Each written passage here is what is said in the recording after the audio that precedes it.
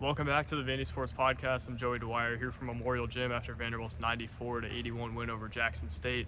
Vanderbilt wasn't perfect today and didn't win by anywhere near the spread, but I thought took care of business in a way that this program hasn't often over the years. It was a team who I think is better than their 326 KenPom ranking. I think they're long, they're athletic. They threw Vanderbilt a different look with the zone today, and I thought Vanderbilt answered the call. Jackson State threw a lot of the day.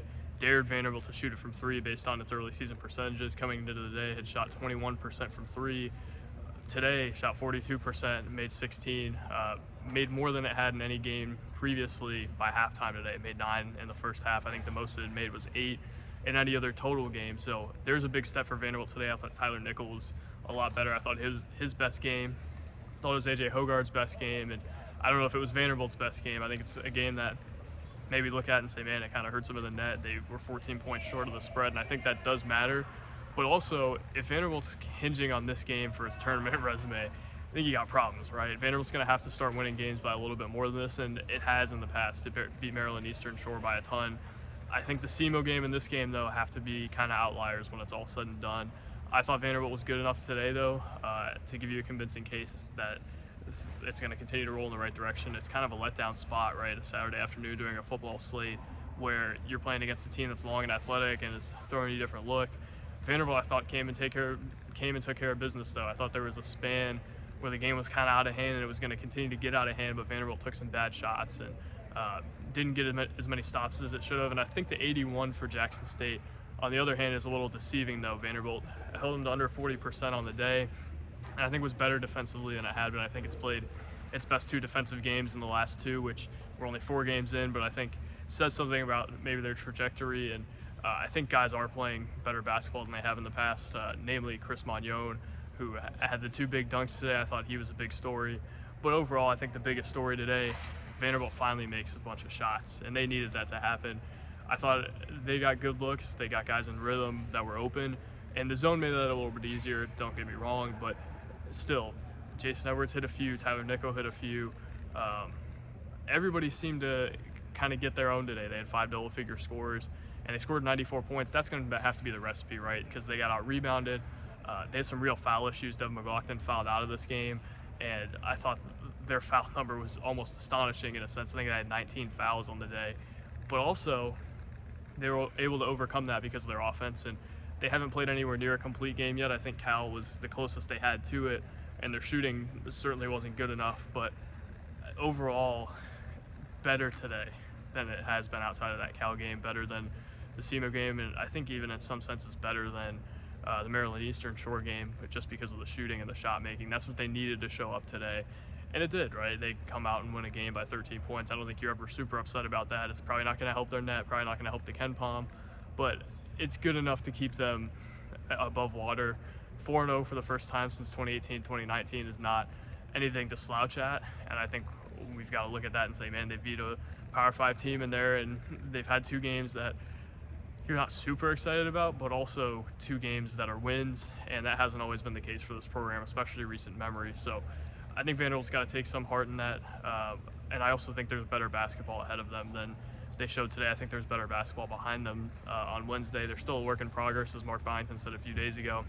Their shot selection at times today I thought was kind of poor. I thought their rebounding for the first time today came to light, because Cal has big guys, and Cal was able to really not do much of anything against Vanderbilt. You thought I was going to go somewhere else with that, I assume. But Vanderbilt almost ran Lee Dort off the floor, almost ran Madi Sissoko off the floor at times.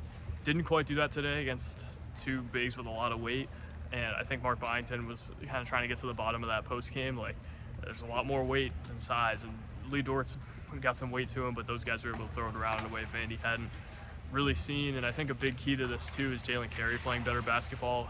I asked him post game, I mean, you haven't shot it the way that you probably hoped. What's the mentality there? And he said he's going to keep shooting it and keep taking confidence in it. I think he's a better shooter than he showed. Mark Byington wanted him to hit 1 a game.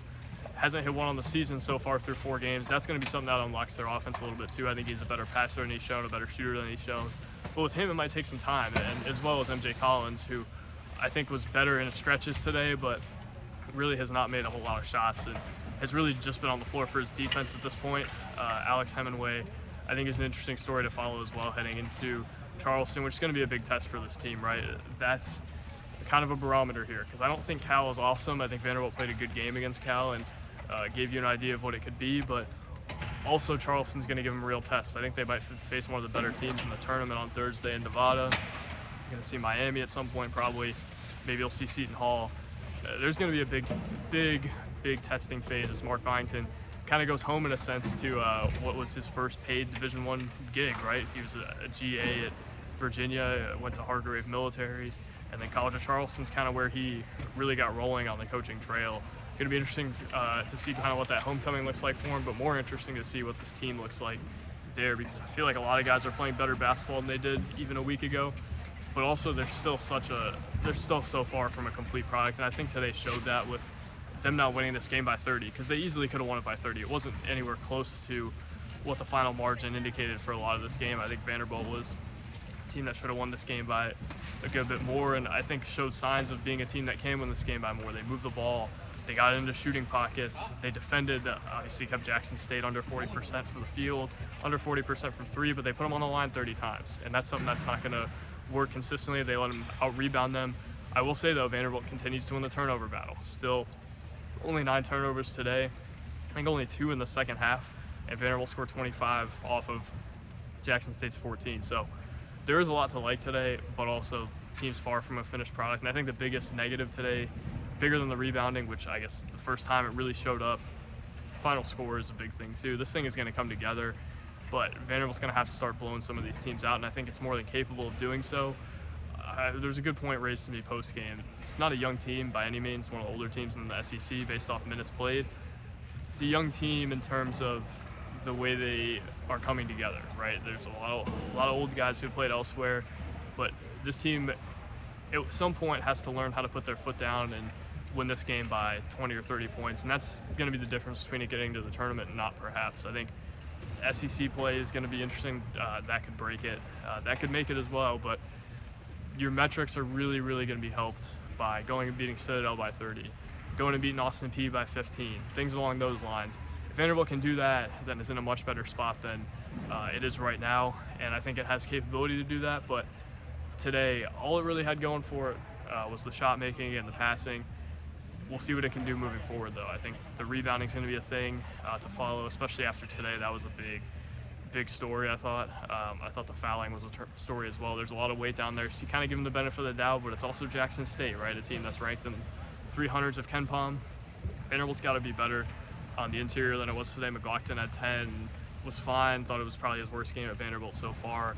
Carey wasn't excellent either, but I thought he was a little bit better. There's a lot to work on for this team, and there's very much a work in progress, like Mark Byington said, but there's a lot ahead of them, and I think you kind of see both sides of that today.